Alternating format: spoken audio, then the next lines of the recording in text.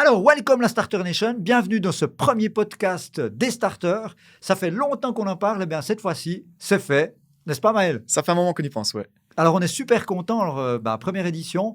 Dans l'avenir, bien entendu, l'idée du podcast, c'est de vous donner un maximum d'inspiration, de trucs, d'astuces pour que vous puissiez lancer votre business et inventer votre futur. Mais aujourd'hui, bien, pour débuter, on va être que les deux autour de la table, mais dans l'avenir, on va aussi accueillir des invités qui ont des sujets ou des choses à partager au niveau de l'entrepreneuriat, au niveau du digital marketing, même au niveau de la motivation personnelle. Ouais. Le but, c'est de vous donner un max d'énergie pour que vous puissiez lancer votre boîte et puis avoir du plaisir là-dedans.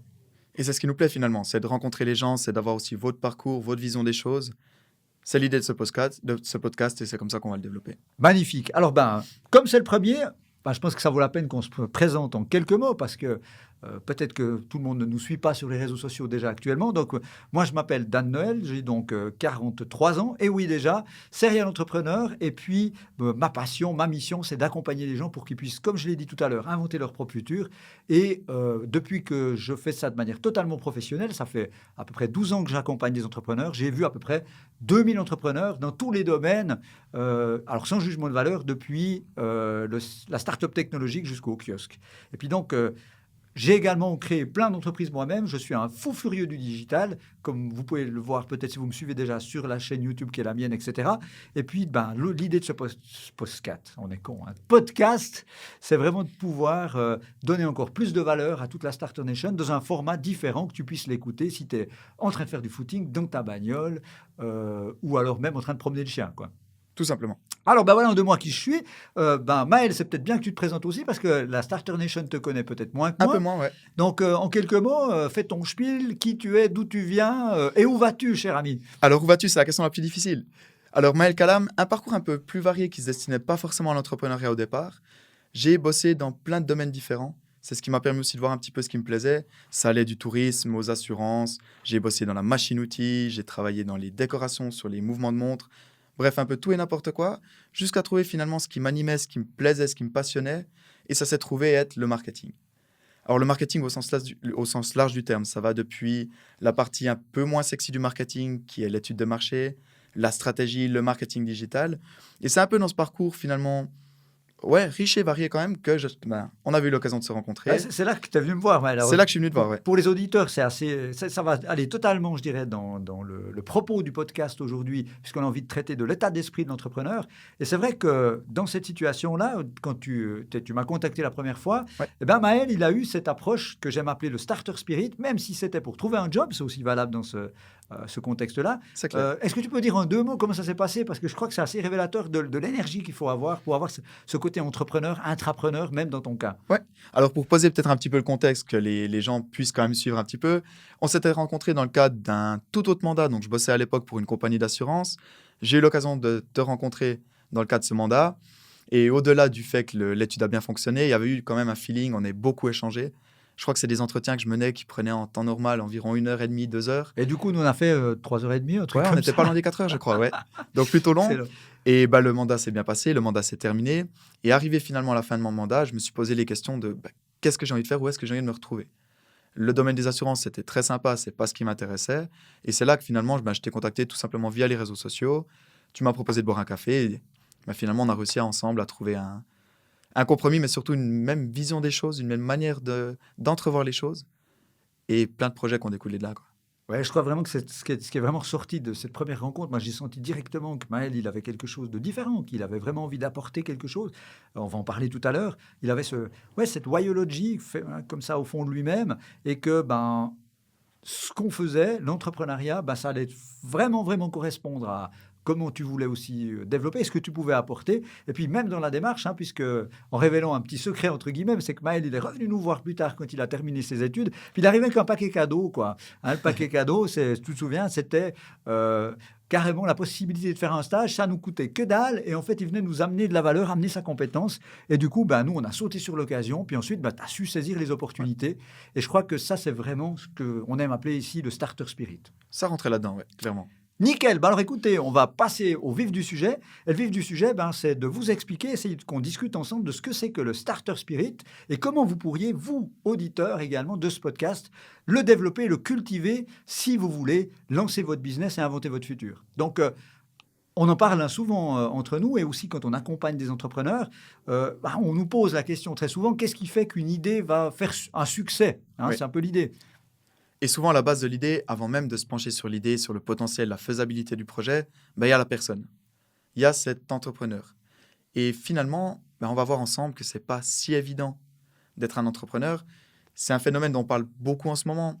C'est lié à la génération. On est dans des générations où c'est vrai qu'on a envie de trouver des travails, pas simplement des jobs dans lesquels on ne va pas simplement faire nos 8 heures et rentrer à la fin de la journée. On a besoin d'avoir une passion, une vision dans cette entreprise, que ça corresponde à nos valeurs. On a besoin de s'impliquer dans l'entreprise. Et c'est vrai que quand on pose un petit peu le décor comme ça, on voit que les gens, de plus en plus, se dirigent vers leur propre projet. Il y a aussi peut-être un phénomène de mode. Tu me diras ce que tu en penses, mais c'est cool d'être entrepreneur. Et souvent, certaines personnes s'arrêtent un petit peu à cette image-là de « j'ai ma boîte, j'ai mon projet, je suis mon propre patron ». Il y a un aspect aussi peut-être de mode qui peut des fois être un petit peu dangereux à ce niveau-là. Là, tu mets vraiment le doigt, je pense, sur quelque chose qui est hyper important pour les gens qui écoutent donc, cet épisode. C'est vrai, on croise énormément de gens qui veulent devenir entrepreneurs. Je crois qu'on n'en a jamais vu autant. D'ailleurs, on s'était posé la question, avec la crise, etc., est-ce qu'on allait avoir moins de candidats, de gens qui allaient être un peu barjots, puis se dire, tiens, je me lance. Et c'est le contraire. C'est totalement, tu as raison, totalement le contraire. On n'a jamais vu autant de gens pour plein de facteurs. Alors, il y a la révolution de la micro-entreprise. On ne croit plus forcément dans le salariat, parce que les entreprises peuvent être d'une grande violence. Aujourd'hui, on a un numéro. Donc, c'est devenu quand même vachement plus sécure de créer sa boîte parce que, sauf un mec qui est complètement schizophrène, généralement, les gens ne vont pas s'auto-licencier. Tu ne vas pas dire j'en trouve un plus beau, un moins cher, un plus jeune. Et puis, en même temps, comme tu l'as dit très justement, c'est hyper hype d'être entrepreneur. Moi, quand j'étais plus jeune, c'est vrai, quand j'avais peut-être même ton âge, Maël, on rêvait d'autres trucs que de devenir entrepreneur. Pour nous, un entrepreneur, c'était un mec qui bossait dans le bâtiment. C'est clair. Et aujourd'hui, un entrepreneur, c'est devenu quelqu'un à la Elon Musk, à la Zuckerberg. Ça fait rêver la majorité des jeunes, plus que les rockstars de l'époque. Mais par contre, c'est où on en revient avec le Starter Spirit, c'est que si on se lance dans l'entrepreneuriat sans avoir cet état d'esprit, pour les mauvaises raisons, par exemple pour se dire pour se faire reluire, ou pour se faire un max de blé, il faut savoir que la vie d'un entrepreneur, c'est vachement difficile. C'est un peu comme une montagne russe, roller coaster, tantôt sur le toit du monde, t'es le roi. Puis après, tu peux avoir un coup de téléphone, lire un mail et puis te trouver au 4e sous-sol. Exactement. Clairement, vous allez bouffer de la merde, je m'excuse du terme, mais clairement, c'est ça quand tu es entrepreneur. Mais il faut aimer ce parcours. Et le seul moyen de pouvoir aimer ce parcours et de ne pas péter les plombs, c'est d'être vraiment animé du starter spirit. L'état d'esprit, ça vient même avant l'idée, selon moi. C'est vraiment de le faire pour les bonnes raisons et d'avoir cette capacité à prendre le costume. Et ce qui est très dangereux, parce qu'il y a énormément de gens qui sont candidats à l'entrepreneuriat parce que c'est cool, mais ils auraient peut-être bien meilleur temps d'aller travailler dans une compagnie, dans une entreprise, avoir un job qui leur plaît, parce que quand tu es entrepreneur, il ne faut pas oublier que tu ne peux jamais enlever le costume. C'est-à-dire que quand tu rentres à la maison le soir, tu continues d'y penser. La nuit, moi je suis entrepreneur jour et nuit, depuis le moment où j'ouvre les yeux, même parfois dans mes propres rêves. Donc quelque part, ce n'est pas un métier, c'est une vie. C'est une manière de vivre. Je ne sais pas toi ce que tu t'en penses par rapport à ta propre expérience. Je rejoins tout à fait tes propos. Et il y a une phrase qui est assez symptomatique, c'est le nombre de personnes qui aiment me voir, avec qui on discute, et qui me disent « mais j'ai envie de me mettre à mon compte, il me manque juste l'idée ». Et c'est assez symptomatique de cette façon de faire, c'est cool d'être entrepreneur, on veut être entrepreneur, mais sans forcément réaliser tout ce que ça implique derrière. Alors comme tu disais, il y a des éléments, c'est pas évident, il y a beaucoup à bosser. Si on se lance pour devenir riche, je vous garantis que dans les premiers instants, en tout cas, le développement d'entreprise, c'est pas le cas. Et ce qui est assez rigolo, c'est qu'il y a une phrase qui est assez parlante. Au lieu de réfléchir à qu'est-ce que je pourrais faire pour gagner de l'argent, de se poser un peu la question à l'envers. Et finalement de regarder, mais qu'est-ce qui me passionne, qu'est-ce qui me plaît, dans quoi je m'éclate, dans quoi je suis bon. Et ensuite essayer de trouver peut-être un moyen d'en faire un projet, de le monétiser ou de faire quelque chose qui pourrait devenir une entreprise, ton propre projet, quoi. Ouais, je crois que c'est vraiment peut-être totalement au cœur du sujet, c'est le cas de le dire. Je crois que à la base du starter spirit ou de l'état d'esprit de l'entrepreneur, il y a cette volonté de rendre le monde un peu meilleur que si on n'avait pas entrepris. Exactement. Après, moi, je pense aussi à une citation que j'avais vue d'un entrepreneur américain qui disait que pense pas à devenir millionnaire, mais pense à aider 1 million de personnes. Puis finalement, la richesse, ça peut être un byproduct de finalement délivrer une valeur énorme. Clairement. Et comme tu le disais très justement, et moi j'accompagne des entrepreneurs, je sais que tu le fais aussi, la première question que je leur pose, c'est pourquoi vous le faites ? un peu dans l'état d'esprit de Simon Sinek, tu sais, la Bien sûr. voyologie. Ouais, la voyologie. Ce que tu fais, je crois que tout le monde est capable de le dire. En quoi tu le fais de manière différente? Le comment, là, c'est déjà beaucoup plus compliqué. Mais d'aller au cœur du système et de te poser la question aux gens, pourquoi vous le faites? Est-ce que vous êtes capable, en une phrase courte, just do it, think different, d'Apple Watch, de pouvoir le verbaliser, c'est compliqué. Mais je pense que si on n'est pas capable d'aller là, le starter spirit, il n'est déjà pas véritablement vivant. Bien sûr. Je crois que vraiment qu'il y a vraiment de ça, et c'est important que les gens qui écoutent ce podcast, toi qui l'écoutes, que tu te rendes compte que si tu as envie de le faire, pose-toi cette question. Pourquoi tu veux le faire et en quoi ton activité entrepreneuriale va rendre le monde? Alors, il n'y a rien de biblique ou de ésotérique là-dedans, Non, mais du un tout. peu meilleur que si tu n'avais pas entrepris. À quoi tu sers? Bien sûr. Et lancer son projet, devenir entrepreneur, c'est bien. Pouvoir faire perdurer le projet dans le temps et continuer de le développer, de pourquoi pas aussi proposer de nouvelles choses, etc.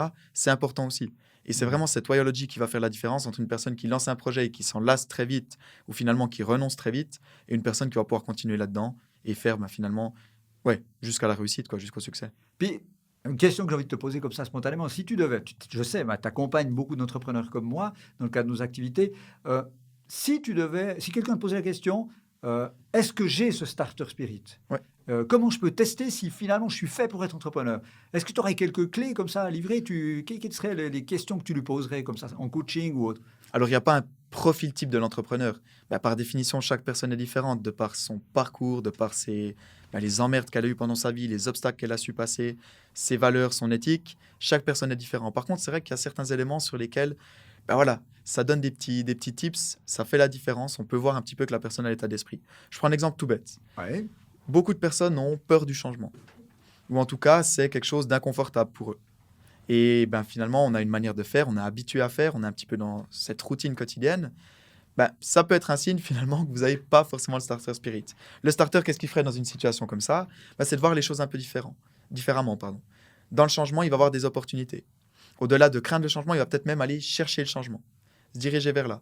Et c'est souvent comme ça qu'on trouve les meilleures idées, qu'on voit les opportunités aussi de se lancer, de proposer quelque chose d'un petit peu différent. Alors, c'est l'une des manières, pourquoi pas, de le voir, mais ce n'est pas la seule. Je pense qu'il anime aussi le starter, c'est la motivation. On dispense des formations sur 3 semaines pour les entrepreneurs, pendant lesquelles on va leur parler d'absolument tout ce qu'il faut, toute la boîte à outils de l'entrepreneur. Ça part des formes juridiques, des assurances, de la finance, du marketing.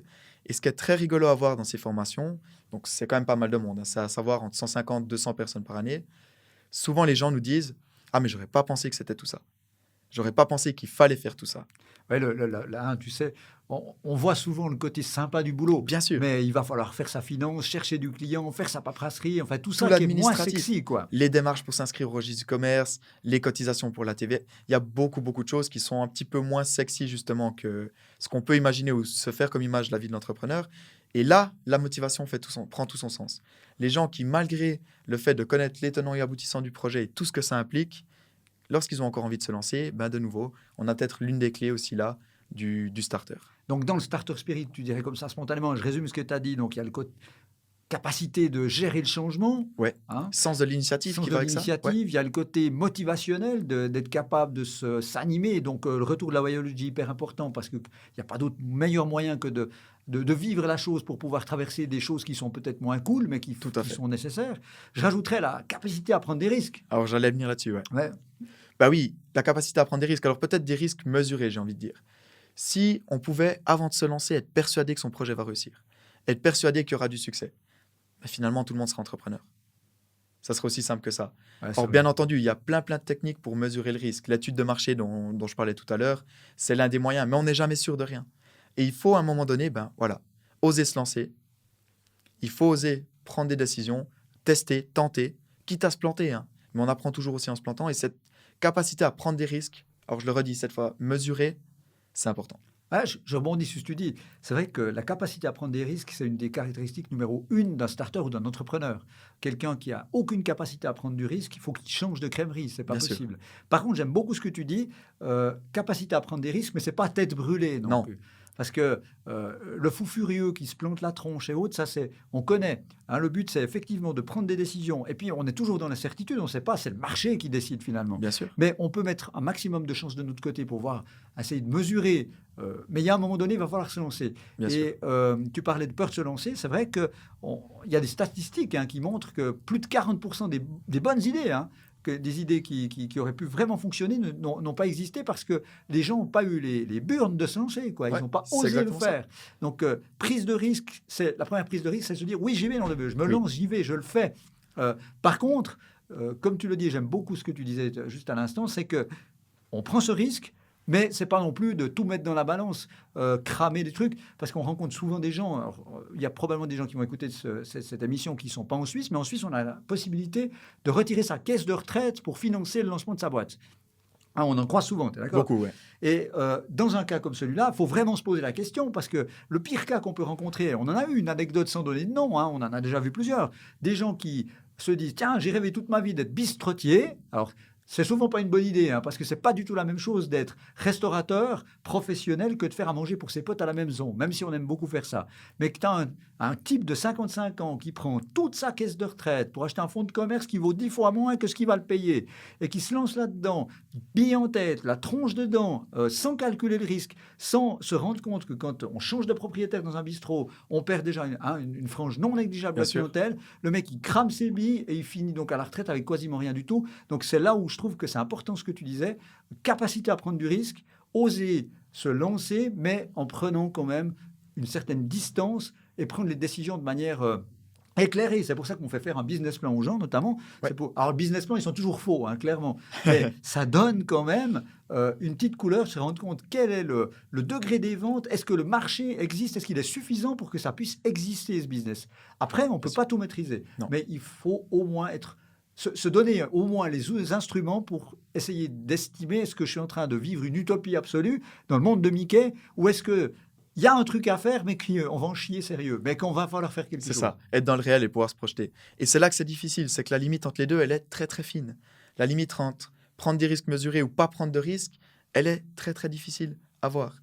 Et beaucoup de personnes finalement ont des rêves, ont des projets et ne se lancent pas à cause de ça. En se disant, mais finalement, oui, c'est trop dangereux. Et il y a aussi là tout ce qui intervient au niveau de l'entourage. Il faut avoir des gens autour de vous qui vous motivent. Ça fait aussi une grosse différence. D'avoir des gens qui vous disent, chaque fois que vous leur parlez de votre idée, « Ouais, mais t'es sûr de ton coup, tu penses pas que tu vas te planter ? Ouais, mais franchement, tu veux vraiment lancer ça ? Ça existe déjà sur le marché ?»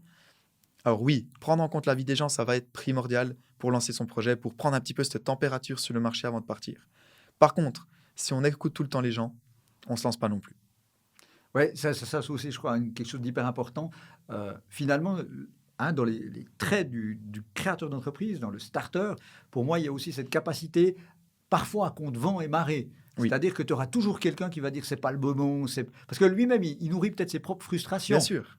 Ou ses propres insécurités. Il aurait tellement voulu le faire, mais il n'a pas osé. Et puis, tu auras toujours des milliers d'avis en disant « Ouais, mais tu n'as pas l'âge, tu n'as pas le charisme, enfin, tout Bien ça. sûr. » Et finalement, aussi, le starter spirit, c'est quelqu'un qui est capable d'aller contre, comme tu le Au-delà disais, de ceci. Mais alors, c'est clair que ça aide si on a l'encouragement de l'entourage. Bien entendu. Mais c'est aussi la capacité du starter à pouvoir inventer des choses, inventer son futur au détriment des avis des autres. Quoi. Il y a une question de se connaître soi-même, connaître ses potentialités, ses limites, ses freins, ses faiblesses, et de capitaliser à 250% sur ses forces. Et quand on a une intuition, on y va à fond, même si les gens nous disent c'est pas bon, tu tiens la baraque, comme disait l'autre soir Besace, spécial dédicace, il faut y en mettre une sacrée couche, quoi, quand tu as décidé, et que c'est à toi de décider, c'est ta propre aventure. Bien sûr. Et puis d'écouter et de demander l'avis à 350 personnes comme certains le font, au bout d'un moment, tu en as toujours un certain nombre qui diront c'est pas une bonne idée, tu feras rien du tout. Tu demandes l'avis à 10 personnes, tu as 10 avis différents, c'est clair. Et là, on rejoint gentiment une autre capacité, compétence du starter, c'est le fait d'être un réel concrétisateur. Les projets, on en a tous, et j'ai bien aimé ton exemple quand tu parlais des gens qui finalement te découragent, c'est parce qu'ils ont leur propre frustration. On a tous à un moment donné une idée, un projet, une envie. La grosse différence avec le starter, c'est que cette personne va aller le concrétiser. On va tout faire pour le tester, quitte à se planter, mais il va concrétiser. Et là, on le voit beaucoup, c'est les personnes qui viennent chez nous, on construit les business plans, on fait toute l'étude préliminaire, mais finalement, ils ont un business plan, ils ont une étude dans leur tiroir depuis plus d'1 année, mais elle est toujours là. Oui, je me lancerai, mais quand j'aurai le temps. Je me lancerai, mais j'attends encore d'avoir les moyens. où je me lancerai. Mais en ce moment, j'ai beaucoup de choses au niveau privé, c'est pas le bon moment. Et ça, finalement, bien entendu, ça peut être tout des freins, mais c'est aussi beaucoup des excuses. Ouais. Et je pense que le starter, au-delà d'avoir la motivation, d'avoir tous les éléments qu'on a abordés, c'est quelqu'un qu'on veut et qui concrétise. Il ne se cherche pas des excuses. Oui, c'est pas évident. Oui, il y a plein d'éléments qui vont conditionner positivement ou négativement la période dans laquelle tu vas lancer ton projet, mais le starter, il se lance, il concrétise. Et Alors, ça fait une grosse d'accord différence. avec toi à 1000%. Je crois que ça, c'est vraiment aussi le cœur du starter spirit. Les excuses, vous pouvez les laisser de côté. Vous pouvez faire une grosse boulette et le balancer dans la première grosse poubelle que vous voyez, puis foutre le feu au passage. C'est clair. Les excuses, ça ne fait pas partie du langage du starter ou du créateur d'entreprise, parce que quoi qu'il arrive, c'est de ta faute. Bien sûr. Tu prends tes décisions, tu as engagé la mauvaise personne, c'est de ta faute. Clairement, il faut arrêter de blâmer les circonstances quand on est entrepreneur ou qu'on veut l'être, endosser toute la responsabilité, d'être accountable pour ça, et vous verrez vraiment que ça change sacrément la vie quand on va dans ce mindset-là. Bien sûr. Et que pour moi, ça fait vraiment, vraiment partie de ce starter spirit. Clairement.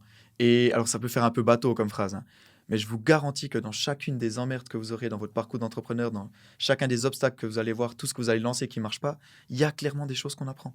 Chaque fois. Et bien entendu, on est toujours plus malin après. On se serait dit, si je le referais, je ne le ferais pas comme ça. Mais mine de rien, ça contribue à construire le projet et à faire avancer les choses, quoi. Même si ça peut faire mal de se planter parfois, ça fait partie du parcours. Je crois que c'est Mandela qui disait je perds jamais, je gagne ou j'apprends. Alors c'est toujours beaucoup plus facile à dire quand tu as du succès. Alors ça, c'est clair. Plutôt que quand tu as pris une grosse claque en pleine poire, quoi. C'est facile à dire après coup. Ouais, mais quand même, et moi je le vois dans ma vie d'entrepreneur, toi tu as un petit peu moins d'expérience aussi à ce niveau-là, mais tu commences à le vivre aussi. Clairement, quand on prend du recul et qu'on analyse la situation, moi probablement les choses où j'ai le plus progressé, les moments où j'ai le plus progressé, c'est quand j'ai pris une bonne pétée dans la tronche, où je l'attendais souvent le moins. C'est une analogie que j'aime bien souvent aussi, ou plutôt une image. Pour ceux qui écoutent, j'ai été très longtemps un grand fanatique de jeux vidéo. Aujourd'hui, j'ose de moins en moins jouer parce que sinon j'y passerais ma vie. Je suis un peu obsessionnel comme ça. Mais clairement, c'est comme quand tu es dans Mario Bros, quoi. Quand tu arrives à la fin d'un tableau, il y a toujours un gros boss à battre, quoi. Puis souvent, tu dois te péter la tronche contre le boss un certain nombre de fois pour réussir à passer au niveau supérieur. Et je crois que dans l'entrepreneuriat, ces boss de niveau, c'est les emmerdes, c'est les obstacles qui arrivent. Et si tu te dis, il y a un obstacle, il y a une grosse emmerde, là je suis en train de vivre quelque chose de vachement difficile, mais que tu le prends en te disant, c'est un signe, c'est un espèce de milestone qui montre que je suis sur la bonne voie et que c'est le boss du niveau, tu prends les choses complètement différentes. C'est clair, c'est tout un autre état d'esprit. Je crois que c'est Thomas Edison, sauf erreur, qui disait, alors je ne sais plus exactement comment allait sa phrase, mais il disait, j'ai pas échoué, j'ai juste trouvé 10 000 façons qui ne marchent pas, moyens qui ne fonctionnent pas. Magnifique. Je crois qu'on commence vraiment à voir un peu à quoi ressemblent les caractéristiques du starter spirit. Dans quelques instants, on va vous donner quelques clés pour cultiver ce starter spirit. Et on va surtout se poser la question, est-ce qu'on est du verbe naître un entrepreneur ou est-ce qu'on peut le devenir par la force des choses? Alors, on se retrouve dans, 4 secondes. Alors, on est back dans ce podcast. Et puis, comme on vient de vous le dire juste avant la micro-pause, l'idée, c'est de parler maintenant, de vous donner les 3 clés, les 3 tips pour pouvoir cultiver, développer le starter spirit. Alors Maël, je te passe la parole pour le premier tip. Qu'est-ce que tu aurais qu'est-ce que tu souhaiterais partager avec l'audience? Effectivement, il y a 3 tips qui vont pouvoir vous aider à développer cet esprit d'entrepreneur. On ne l'a pas dit forcément, mais bien entendu, il y a des gens qui sont prédestinés à ça. Des gens qui sont nés avec cette fibre entrepreneuriale, cet état d'esprit dès le départ. D'autres un peu moins, mais ce n'est pas forcément rédhibitoire, ce n'est pas forcément grave, on peut le cultiver. Et la première manière de le cultiver, c'est tout bête, c'est tout simple, mais c'est simplement de sortir un petit peu de sa cave. L'entrepreneur se doit d'avoir tout le temps l'esprit ouvert. Et pour ça, il faut s'intéresser à tout ce qui se passe autour de vous dans l'environnement. Ça peut être tout simplement en lisant des livres, en assistant à des conférences, en participant à des événements, du réseautage, c'est en suivant des blogs, des podcasts, lire des articles, tout ce que vous voulez. Il faut absolument continuer de vous cultiver, de vous nourrir de tout ce qui se passe autour de vous, de votre environnement.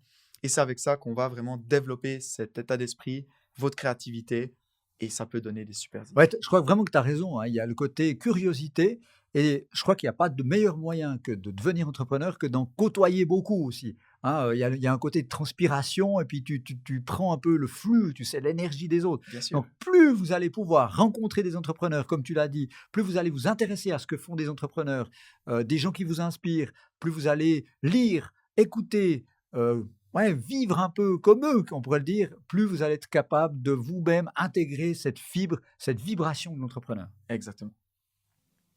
Le deuxième aspect, ça pourrait être aussi de finalement, vous n'avez pas besoin de vous jeter dans le bain en une fois. Ouais. On peut, pourquoi pas, partir sur son projet en plusieurs étapes. C'est là souvent qu'on parle de side project. Yes. Vous pouvez tout à fait être employé à plein temps ou même à un pourcentage réduit, 80-60%, peu importe. Et à côté de ça, commencer à développer, à monter gentiment votre projet. C'est tout à fait envisageable, on le voit assez souvent chez nos Ouais, participants. je crois que c'est vraiment un truc qu'on voit très souvent. Je trouve que c'est une bonne manière d'attaquer un entrepreneuriat. Goûter, tester. Et le meilleur moyen de goûter, tester, tout en prenant des risques limités, comme tu l'as dit tout à l'heure, c'est le phénomène qu'on appelle aujourd'hui le slasher. Exactement. Donc des gens, on n'est pas obligé de se lancer la tête dedans à 250%, même si c'est mieux parce que ça permet d'avoir le maximum d'énergie. Mais on peut très bien, et il y a plein d'exemples de gens qui commencent, comme tu l'as dit, en side project.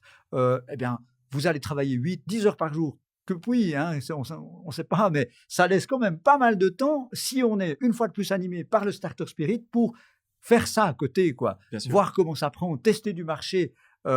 Et puis, c'est en forgeant qu'on devient forgeron, Je crois que tu as un super exemple de ça parce qu'à côté du job que tu fais chez nous, Maël, je crois que tu goûtes aussi de l'entrepreneuriat dans un projet qui te tient à cœur. Exactement. Alors déjà, pour rassurer tout le monde, je ne fais pas ça, je ne me plais pas chez Starterland, ce n'est pas l'idée. Mais ouais, on organise depuis pas mal d'années, mais vraiment de manière associative, des camps de surf. Avec, bien entendu, le surf au centre du projet, mais l'idée, c'est surtout l'aspect communautaire. On invite du monde un petit peu de partout. Donc, au départ, bien entendu, c'est parti avec les bandes d'amis, le réseau de connaissances, etc. Là, ça bouge quand même sur pas mal d'autres régions. On a des gens un peu de partout dans la Suisse romande. Et l'idée, c'est de professionnaliser un petit peu ça pour pouvoir proposer finalement pas 2 camps par année, mais plus de camps par année.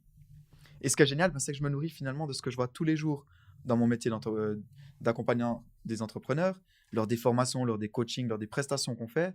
Je me nourris finalement de toutes les idées des gens pour, pourquoi pas, derrière les répercuter sur mon projet. Et c'est un exemple typiquement de slasher. Magnifique exemple. Donc, j'espère quand même que tu vas rester un moment avec nous. T'en fais pas. On cultive la culture entrepreneuriale chez Starterland à 250%, mais le but, c'est pas que tous les employés se barrent aussi, surtout pas que les gens quand on les aime bien. Je rajouterais une autre anecdote de starters comme ça, qui ont commencé par un side project, c'est devenu un truc hallucinant.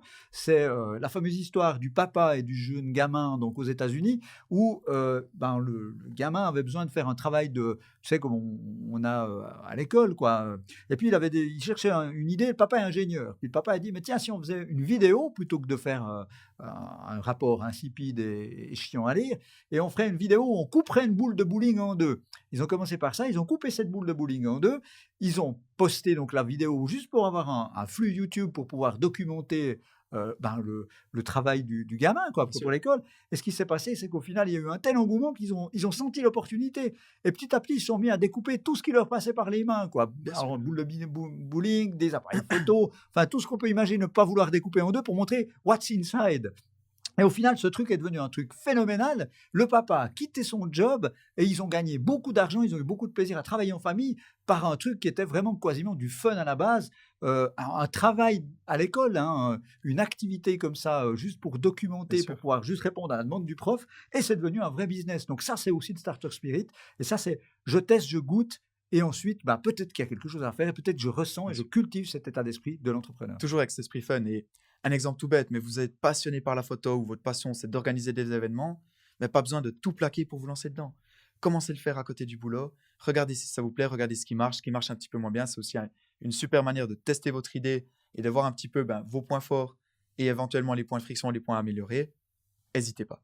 Donc, on a vu le premier point, comme on le disait, c'est la curiosité. Première clé pour cultiver, développer le starter spirit. La deuxième clé, c'est de goûter, tester, mettre les pieds dedans, même si c'est en side project. Il n'y a pas de meilleur moyen de cultiver le starter spirit que de vivre l'aventure entrepreneuriale. Et le troisième point, pour moi, c'est vraiment être capable, au maximum, dans la majorité des temps, d'activer les deux côtés de son cerveau, deux côtés de sa personnalité. À la fois travailler la créativité, l'innovation, mais également son côté analytique. Tester des choses, mais un entrepreneur, un starter spirit, c'est aussi quelqu'un qui va mesurer les résultats de ce qu'il a fait. Et puis, ce qui a fonctionné, il réplique. Ce qui n'a pas fonctionné, il modifie sa stratégie. Je ne sais pas ce que tu en penses, mais... C'est la partie la moins agréable, c'est contrôler. On n'aime pas contrôler.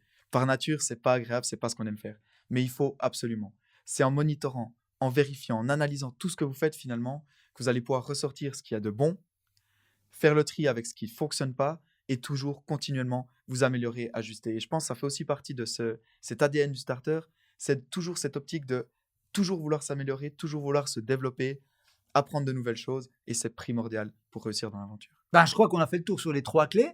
Alors, ce qu'on aimerait bien aussi, parce que ce podcast va être broadcasté, on peut le dire comme ça, sur plein de canaux. Probablement que certains d'entre vous, vous nous suivez déjà sur les réseaux sociaux. Laissez-nous des commentaires. Dites-nous si vous pensez que le Starter Spirit, on peut l'avoir de naissance, où est-ce qu'il peut se cultiver.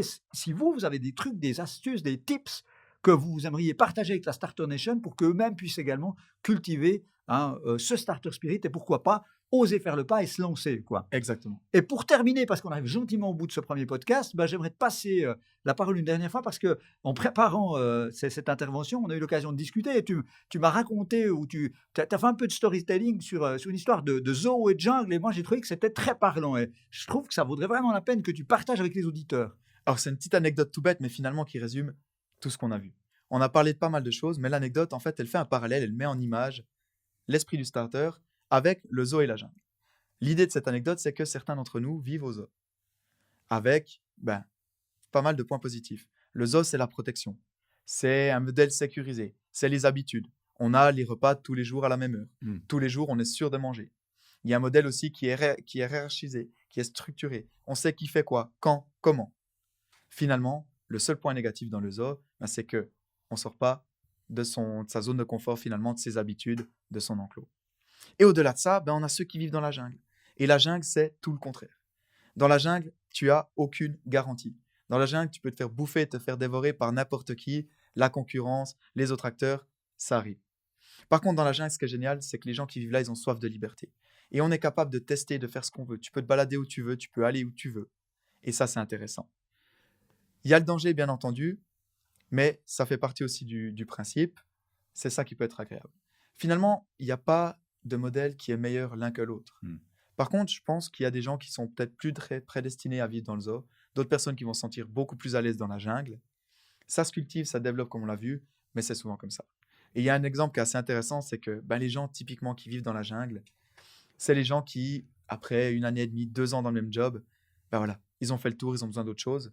Et si vous êtes un petit peu dans cet état d'esprit, c'est qu'au bout de 2 ans, vous avez fait le tour, vous avez besoin de voir autre chose, vous dites pas que vous n'êtes pas adapté au système ou que vous êtes une pive dans ce que vous faites, c'est pas le cas, vous êtes peut-être tout simplement un starter. Et ça me parle vraiment ce que tu dis, Maël, parce que pendant que tu racontais cette petite histoire, moi j'entendais dans ma tête, tu sais, dans la jungle, Wemboe, parce que personnellement, moi, le zoo, ça me convient pas du tout et je comprends mieux pourquoi j'ai voulu être un entrepreneur. J'avais ça en moi, je me sens beaucoup plus là d'un grand fauve ou de la hyène plutôt que, tu sais, l'ours blanc enfermé à l'intérieur d'une cage. Donc, si vous avez aussi ce type de sentiment, je pense vraiment que l'entrepreneuriat, c'est fait pour vous. Et puis, par rapport à ça, peut-être avant de terminer, ça m'amène aussi une réflexion, c'est que, comme tu l'as dit, il n'y a pas de réponse juste, pas de réponse fausse. Non. Et qu'au final, si vous ne sentez pas forcément le starter spirit en vous, comme on l'a dit, ça peut se cultiver, mais il y a d'autres carrières. Entrepreneur, ce n'est pas un métier, c'est une vie. Et si vous avez vraiment ça en vous, croyez-moi, vous êtes l'inemployable au sens strict, usuel, traditionnel du terme. Et vous aurez beaucoup de difficultés à rester très longtemps dans un job, comme je l'ai fait moi-même. J'ai passé de job en job, même si j'avais une croissance de carrière super intéressante, j'étais toujours malheureux. Je cherchais toujours quelque chose d'autre parce que j'avais ça en moi. Mais ça, c'est certains traits de caractère. Tout le monde n'a pas forcément les mêmes envies, n'a pas la même culture. Donc, il y a des gens qui se sentent très bien au zoo et comme tu l'as dit, pas de juste, pas de faux. Par contre, il faut avoir une grande connaissance de soi, self-awareness, Clairement. et surtout se dire, si je suis mieux au zoo, on peut être très heureux, la girafe dans le parc, ou alors on peut être, si vous l'avez vraiment, être beaucoup plus heureux, et c'est le seul moyen de pouvoir exprimer, de respirer, de vivre dans la jungle, même quand tu l'as dit, s'il y a des dangers, si vous sentez vraiment ce starter spirit, cette envie d'entreprendre, quoi. Exactement. Voilà, je crois qu'on est arrivé au bout de ce premier épisode. J'ai eu beaucoup de plaisir à échanger avec toi. J'espère également que vous-même, derrière, vous qui écoutez, vous avez eu le même plaisir. Surtout, n'hésitez pas à nous laisser des commentaires, comme on l'a dit tout à l'heure, sur tous les canaux possibles disponibles. On répondra très volontiers. Donnez-nous des idées peut-être de sujets pour les futurs podcasts. On a déjà toute une programmation d'invités, donc stay tuned parce que ça va décalquer. Et puis, d'ici un prochain épisode, il me reste à vous souhaiter le plein succès dans tout ce que vous entreprenez. Et surtout, d'ici là, n'oubliez pas, be a starter.